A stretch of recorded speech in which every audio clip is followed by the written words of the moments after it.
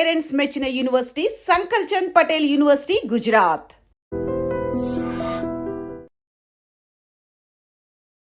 So welcome back to the latest episode with Rahul Reddy Garu, the immigration lawyer, and he's practicing law from since 30 years. So right now OPT నుంచి STEM నుంచి H1Bకి మారే వాళ్ళ situations ఏ విధంగా ఉండబోతున్నాయి యూఎస్లో అనేది తెలుసుకుందాం. Hi sir. Sir I'm very fine sir, and how are you sir? Good.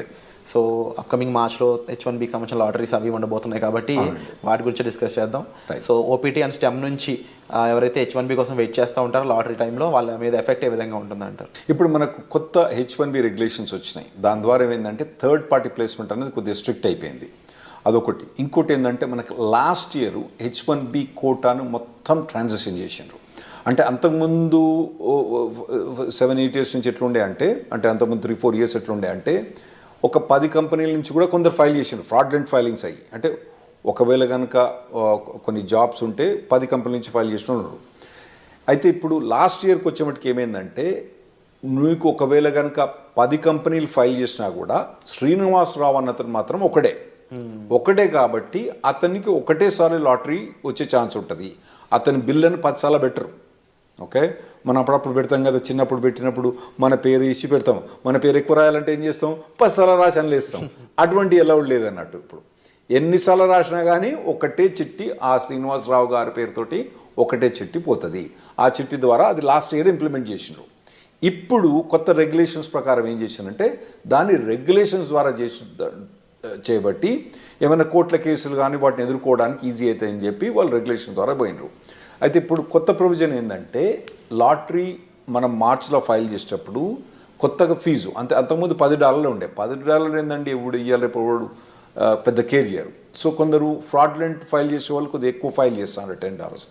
ఇప్పుడు దాన్ని $215 చేసినట్టు. సో కొంచెం ఫిల్టర్ చేయడానికి, కొద్దిగా ఫిల్టర్ చేయడానికి చేసినట్టు.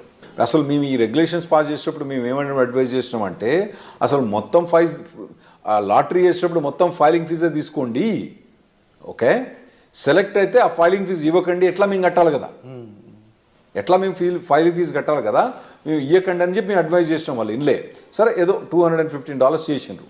సో ఇప్పుడు కొత్తగా ఓపీటీ నుంచి స్టెమ్ ఎక్స్టెన్షన్ నుంచి ఉన్న వాళ్ళు ఇప్పుడు మార్చ్ అంటే మనకు దగ్గరకు వచ్చింది. ఇప్పుడు ఆల్మోస్ట్ డిసెంబర్ అయిపోతూనే ఉంది.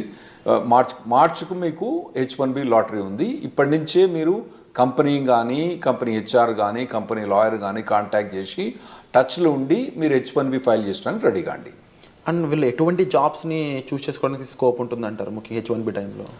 నార్మల్గా అంటే మన వాళ్ళందరూ కంప్యూటర్ ప్రొఫెషనల్స్ ఉంటారు కాబట్టి మనకు 3 types ఆఫ్ జాబ్స్ ఉంటాయి నార్మల్గా అండి. ఒకటి ఎండ్ క్లయింట్ అంటే నార్మల్గా కోకోలా కంపెనీ, లేదంటే నెక్స్ట్ ఇంప్లిమెంటేషన్ పార్ట్నర్, ఈ డెలాయిట్, కాగ్నిజెంట్, ఇన్ఫోసిస్ అని ఇంప్లిమెంటేషన్ పార్ట్నర్ టైప్ ఉంటాయి. ఇంకోటేమో ABC కన్సల్టింగ్ కంపెనీ, చిన్న కంపెనీస్ ఉంటాయి. అయితే మనం మొదలు కవర్ చేసిన ఎపిసోడ్లో ఏంటంటే కోకోలతో కంపెనీతో పనిచేస్తే కొద్దిగా మంచిగా ఉంటుంది H1B ప్రొవిజన్స్ అని చెప్పినాం. కాకపోతే ఈ ఎండ్ క్లయింట్ పనిచేసినప్పుడు వాళ్ళు ఏం చేస్తారంటే నీకు 3 ఏళ్ళు వర్క్ పర్మిట్ ఉంది కదా, నీకు ఇప్పుడే H1 అప్లై చేయమంటారు. అది వీనికి పెద్ద బాధ అయింది. ఎందుకంటే ఇప్పుడు 3rd year పోయినప్పుడు వీని H1B లాటరీ రాలేదనుకోండి, వీని పని Govinda.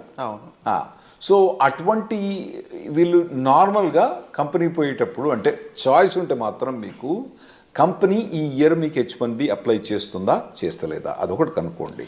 End of this time ఎక్స్టెన్షన్లో సార్ ఇన్ కేసు ఎంప్లాయర్ని చేంజ్ చేసుకున్నాం అనుకోండి, అప్పుడు సిచ్యువేషన్ ఏ విధంగా ఉంటుంది? ఎంప్లాయర్ చేంజ్ చేసుకున్నా కానీ ఆ మార్చ్ టైంలో ఫైల్ చేస్తే సరిపోద్ది. మార్చ్ టైంలో ఫైల్ చేయకపోతే సరిపోద్ది. ఇంతకుముందు చెప్పినట్టు ఏంటంటే ఒకవేళ కనుక ఇప్పుడు మనం డిసెంబర్ జనవరిలో ఉన్నారు కదా, మీరు ఇప్పుడు మీ కంపెనీ కనుక మీరు H1B ఫైల్ ఈ లాటరీలో ఫైల్ చేస్తారా చేయరా కనుక్కోండి. ఒకవేళ చేయరని అనుకుంటే మాత్రం ఈ కంపెనీ వదిలిపెట్టి వేరే ఏ కంపెనీ కనుక మీకు జాబ్ దొరికితే ఆ కంపెనీకి పోవడం బెటరు. ఎందుకంటే H1B లాటరీ ఎంత తొందర వస్తే అంత బెటర్. ఎందుకంటే మనం లాస్ట్ 10 years నుంచి చూస్తున్నాం కదా, H1B లాటరీ అనేది కష్టమవుతుంది రావడం. ఓకే, ఇది లాటరీలో రావడం చాలా కష్టమవుతుంది. పోతానా కొద్ది ఇంకా పర్సంటేజ్ ఛాన్సెస్ తగ్గిపోతున్నాయి. మీకు 3 times కూడా మీరు లాటరీ ట్రై చేసుకోవాలి, అవసరమైతే 4 times కూడా మీరు లాటరీ ట్రై చేసుకోవాలి. వచ్చినప్పుడు ఇమ్మీడియట్గా ఫైల్ చేసుకోండి, మళ్ళీ నెక్స్ట్ ఇయర్ పెట్టకండి అన్నట్టు. ఒకవేళ ఈ కంపెనీ ఫైల్ చేయకపోతే మీకు వేరే జాబ్ దొరికితే మాత్రం వేరే జాబ్ తీసుకొని ఆ జాబ్ ద్వారా కూడా మీరు H1B ఫైల్ చేసుకోవడం బెటర్. స్టెమ్ స్టూడెంట్స్కి ఎలాంటి ప్రొటెక్షన్ ఉంటుంది సార్? అంటే ఎక్స్పైరేషన్ ముందు జాబ్ పోయినట్లయితే వాళ్ళకి ఏమైనా ప్రొటెక్షన్ ఉంటుందా? ఏముండదండి, గోయిందా అంతే. ఇప్పుడు H1B ఇప్పుడు ఉందనుకోండి, ఇప్పుడు మార్చ్లో లాటరీ ఉంది, ఫిబ్రవరిలో జాబ్ పోయిందనుకోండి, మార్చ్లో వాళ్ళు ఫైల్ చేయరాదు అన్నట్టు. అయితే కొందరు ఏం చేస్తారంటే ఈ కన్సల్టింగ్ కంపెనీ ద్వారా పోయి ఫ్రాడ్లెంట్గా వాళ్ళకి డబ్బులు ఇచ్చో జాబు లేకున్నా ఫైల్ చేయించుకుంటారు. అవి అయితే నేను అవాయిడ్ చేయమని చెప్తా. ఎందుకంటే మీరు లాంగ్ రన్లో చూసుకోండి, మళ్ళీ కాకపోతే ఇండియాకి వచ్చి మీరు మళ్ళీ H1B లాటరీ అప్లై చేసుకోవచ్చు, కానీ ఇటువంటి ఫ్రాడ్లెంట్ కంపెనీస్ మాత్రం పోకండి. జెన్యున్ జాబ్ ఉంటే మాత్రమే మీరు H1B ఫైల్ చేయించుకోండి. జెన్యున్ జాబ్ లేకపోతే ఎప్పుడు కూడా H1B ఫైల్ చేయించుకోకండి. లేదు, ఇన్ కేస్ జాబ్ పోయింది అనుకున్న టైంలో స్టెమ్ ఓపీటీ మెయింటైన్ చేస్తూ ఎంప్లాయర్ మార్చుకునే స్కోప్ ఉంటుందా? స్టెమ్ ఓపీటీలో మనకు 90 days ఆఫ్ అన్ఎంప్లాయ్మెంట్ అలౌడ్ అండి. సో ఆ డేస్ని అక్కడక్కడ మెయింటైన్ చేసుకోవాలి. అదే అక్కడ మెయింటైన్ చేసుకోవచ్చు. మెయింటైన్ చేసుకొని దెన్ వేరే జాబ్ కనుక హాప్ ఆన్ అయితే అప్పుడు H1B ఫైల్ చేసుకోవచ్చు. కాకపోతే ఈ మార్చ్లో ఈ H1B లాటరీ ఎప్పుడు ఫైల్ చేస్తారు? మార్చ్ 1st నుంచి టిపికల్గా మార్చ్ 20th కొద్దిగా డేట్స్ అటు ఇటు చేంజ్ అవుతా అంటే ఒక 5-6 రోజులు అటు ఇటు చేంజ్ అవుతా అంటే ఆ టైంలో కనుక జాబ్ లేకపోతే కథం, మనోడు మళ్ళీ నెక్స్ట్ ఇయర్ వెయిట్ చేయాల్సి వస్తుంది. ఈ 90 days కాకుండా, ఈ టైం పీరియడ్ కాకుండా స్టెమ్ ఓపీని ఎక్స్టెన్షన్ చేసుకోలేమంటారా? స్టెమ్ ఓపీటీ అంటే 90 days అన్ఎంప్లాయ్మెంట్ ఎక్స్టెండ్ చేసుకోవడమా, లేదా 2 years స్టెమ్ ఓపీటీని ఎక్స్టెండ్ చేసుకోవడం? లేదండి, స్టెమ్ ఓపీటీ అన్నది 2 yearsకు లిమిటెడ్. అయితే అందులో కొన్ని చిన్న చిన్న ఎగ్జామ్షన్స్ ఉన్నాయి. ఇప్పుడు H1B అన్నది మనం మార్చ్లో లాటరీ ఫైల్ చేసినా కూడా యాక్చువల్ H1B అనేది అక్టోబర్ దాకా స్టార్ట్ కాదు. అయితే ఒకవేళ స్టెమ్ ఎక్స్టెన్షన్ కనుక ఈ ఏప్రిల్ నుంచి అక్టోబర్ మధ్యలో కనుక ఒకవేళ స్టెమ్ ఎక్స్టెన్షన్ ఎగ్జాస్ట్ అవుతుంది అనుకోండి, అంటే ఇతని స్టెమ్ ఎక్స్టెన్షన్ జూన్లో ఎక్స్పైర్ అవుతుంది అనుకోండి, ఇతను H1B ఫైల్ చేస్తే ఈ స్టెమ్ ఎక్స్టెన్షన్ ఆటోమేటిక్గా జూన్ నుంచి అక్టోబర్ దాకా ఎక్స్టెండ్ అయింది. అట్లా కొన్ని లిమిటెడ్ ఎగ్జామ్షన్, దాన్ని మేము క్యాప్ గ్యాప్ అంటాం అన్నట్టు. క్యాప్ గ్యాప్ అంటాం. అది ఎప్పటి నుంచి? నార్మల్గా టిపికల్గా ఏప్రిల్ నుంచి అక్టోబర్ దాకా ఎక్స్టెండ్ అయింది.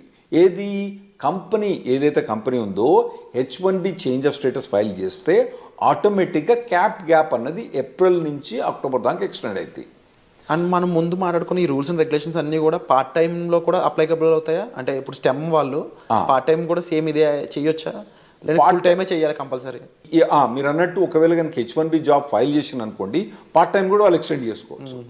ఏది టిపికల్గా ఏప్రిల్ నుంచి అక్టోబర్ దాకా.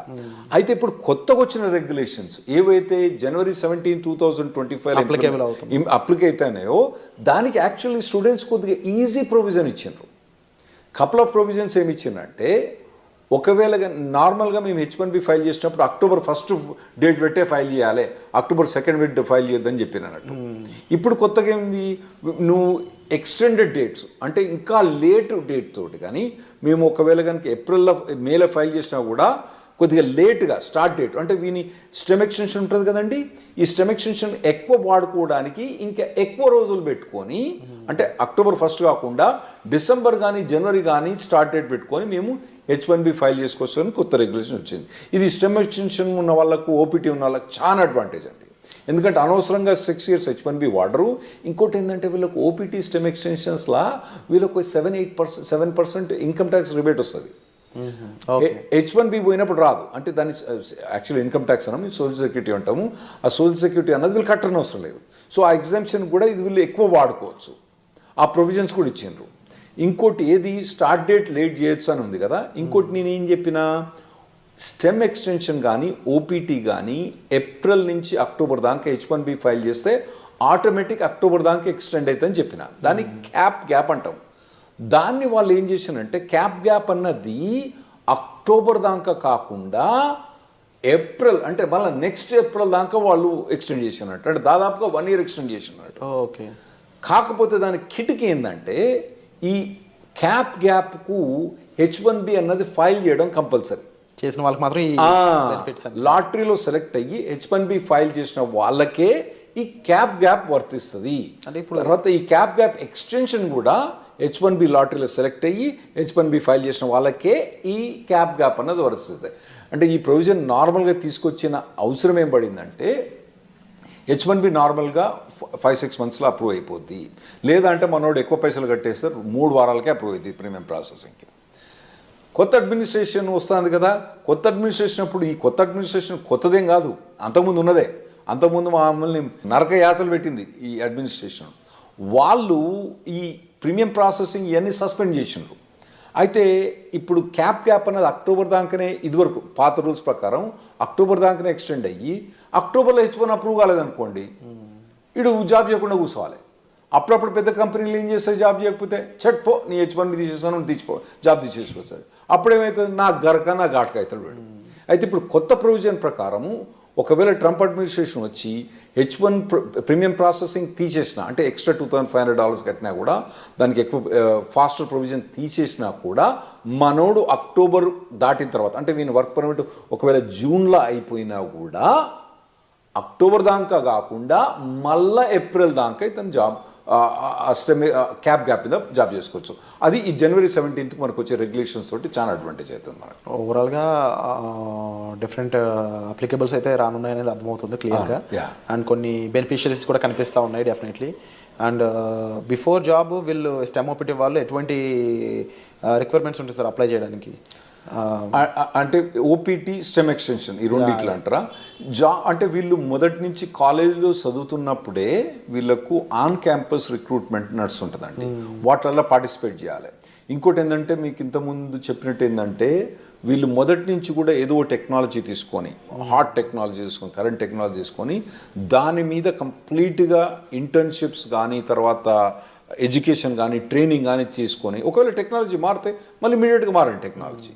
కానీ ట్రైనింగ్ అన్నది ఇక్కడ కూర్చొని ఆ సినిమాలు చూసిన దానికి వీటి చూసిన దానికన్నా ఇటు పక్క పోయి ఈ ట్రైనింగ్ ఇటువంటివన్నీ తీసుకోవడం చాలా మంచిది.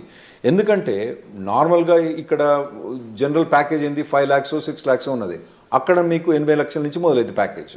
సో మీకు 6 lakhs నుంచి 80 లక్షలకు ఉండే పెర్ఫార్మెన్స్ మీరు అక్కడ యూఎస్కి వస్తుండ్రు కాబట్టి, మీరు చేసే పెర్ఫార్మెన్స్ కూడా 10 times బెటర్ ఉండటానికి మీరు షార్పన్ అప్ కావాలి. అది మొదటి నుంచి ప్రిపేర్ కాండి. చక్కగా ఓపీటీ అయిపోయిన తర్వాత అప్పుడు ఎతుకుతలే జాబ్, తర్వాత చూసుకుంటలే. ఇప్పుడైతే సినిమాలు చూస్తా, షికార్లు పోతా, తాగుతా, తింటా, బిర్యానీ తింటా, పొద్దుగాల మధ్యాహ్నం, సాయంత్రం అయితే వాలీబాల్ ఆడతా, కానీ తర్వాత చూసుకుంటా, ఓపీటీ అయిపోయిన తర్వాత చూసుకుంటే మాత్రం అది తప్పుడు పని. మీరు మొదటి నుంచి ఇంజనీరింగ్ కాలేజ్ నుంచి ఫస్ట్ ఇయర్ నుంచి, ఒకవేళ మీరు యూఎస్ రాదలుచుకుంటే, మీరు ఇక్కడ కూర్చొని ఎక్కడనో 5 లక్షల ప్యాకేజ్ 6 లక్షలు తీసుకుంటే మీ ఇష్టం. మీరు కనుక యూఎస్ వచ్చి ఓపీటీ మీద పనిచేసి స్టెమ్ ఎక్స్టెన్షన్ మీద పనిచేసుకుంటే మాత్రం మీరు ఫస్ట్ ఇయర్ నుంచి మీరు కంటిన్యూస్గా శ్రమ పడితే మీరు ఓపీటీ స్టెమ్ ఎక్స్టెన్షన్ వచ్చినప్పుడు మీకు మెచ్చుకునే మార్కెట్ మంచిగా ఉన్నప్పుడు ఏముంటుందండి, అప్పుడు ఏమంటారు కుక్కను కూడా సింహాసనం ఎక్కించినప్పుడు, వీళ్ళందరినీ మన వాళ్ళని సింహాసనం ఎక్కించినప్పుడు, ఏది మంచిగా స్కిల్ సెట్ లేని వాళ్ళని వాళ్ళందరూ కూడా కుక్క మీద వీళ్ళందరూ సింహాసనం ఎక్కి కూర్చున్నారు. ఇప్పుడు ఎట్లున్నది పరిస్థితి, మార్కెట్ పరిస్థితి మంచిగా లేదు. మరి మార్కెట్ పరిస్థితి మంచిగా లేదంటే యాక్చువల్గా మీరు స్టాక్స్లో బాగా చేస్తూ ఉంటారు కదా, అసలు యూఎస్లో ఇప్పుడు స్టాక్ మార్కెట్లు ఉందండి, హై రేట్స్ ఉన్నాయి, అన్నీ బాగున్నాయి స్టాక్ మార్కెట్. అయినా కానీ ఐటీ ప్రొవిజన్ మొత్తం డౌన్ అయిపోయింది. ఎందుకైందంటే మెయిన్ ప్రొవిజన్ ఏంటంటే 2021 ఎప్పుడైతే మన కోవిడ్ అయిపోయిందో అప్పుడు ఎట్లా హైర్ చేసిందంటే, అమెజాన్ కొన్ని కంపెనీస్ అయితే ఒకటే అండి, మీ శాలరీ ఎంత, ఇన్కమ్ ట్యాక్స్ చూపేరా అని వీళ్ళు పట్టుకుపోయినారు. నీ W2 ఎంత, నీ W2లా ఓకే నీకు 80 లక్షలు వస్తుంది, ఓకే ఒకటేరా నీకు, ఇగో 1,60,60,000 అంతే, వారు ఏం మాట్లాడలేదు. అట్లా చాలా మందిని హైర్ చేసిండ్రు. చక్కగా తీసుకుపోయి కుక్కను తీసుకుపోయి సింహాసనం మీద కూర్చోబెట్టిండ్రు. ఇప్పుడు ఏమవుతుందంటే వాళ్ళందరూ చాలా మంది లేఆఫ్స్ అవుతుండ్రు, ఇంపాక్ట్ చూపిస్తున్నారు. ఇప్పుడు కొత్తగా వచ్చే పురాణాలకు మాత్రం ఆ లగ్జరీ ఏదైతే 2021-22లో ఏదైతే హైరింగ్ చూసిండ్రో, ఆ తర్వాత అంతకుముందు హైరింగ్ చూసిండ్రో, ఇంకా ముందు మీరు చూడరు. ఆర్టిఫిషియల్ ఇంటెలిజెన్స్ అనేది బాగా డెవలప్ అయింది. దాంతో ఏమవుతుందంటే ఈజీగా ప్రోగ్రామింగ్ అయిపోతుంది. కాబట్టి మీ జాబ్స్ అన్నవి చాలా కష్టమవుతాయి. మీరు మొదటి నుంచి ప్రిపేర్ కాండి. స్పెషల్గా మీరు యూఎస్ రాదలుచుకున్న వాళ్ళు మాత్రం మొదటి నుంచి ప్రిపేర్ అయ్యండి. మీరు ఇక్కడనే ఉండి చిన్న చిన్న జాబ్లు చూసుకుంటే మీ ఇష్టం. అక్కడ కనుక మీకు హై లెవెల్ జాబ్ కావాలంటే అక్కడ లో లెవెల్ జాబ్స్ ఉండవు. ఎందుకంటే వీళ్ళకి జాబ్ ఇవ్వడానికి వీలుండదు అక్కడ. ఏది ఓపీటీ స్పెషలిస్ట్ స్టెమ్ ఎక్స్టెన్షన్లా వాళ్ళు తీసుకొచ్చి $5 $10 జాబ్ ఇవ్వడానికి వీల్లేదు, రెగ్యులేషన్స్ ఎలా చేయవు కాబట్టి వీళ్ళకి హై లెవెల్ జాబ్ కావాలి. కాబట్టి ఆ లెవెల్ జాబ్ కావాలంటే మీరు ఇప్పటి నుంచి ప్రిపేర్ కావడం better. Wonderful sir. So latest updates కోసం చూస్తూనే ఉండండి. అండ్ చాలా విషయాలు అయితే మనకు రాహుల్ రెడ్డి గారు చెప్పడం జరిగింది. సో మీరు వీటిపై ఏమనుకుంటున్నారు, మీ ఒపీనియన్ కామెంట్ సెక్షన్లో మెన్షన్ చేయండి. And thank you so much for the wonderful. Thanks అండి.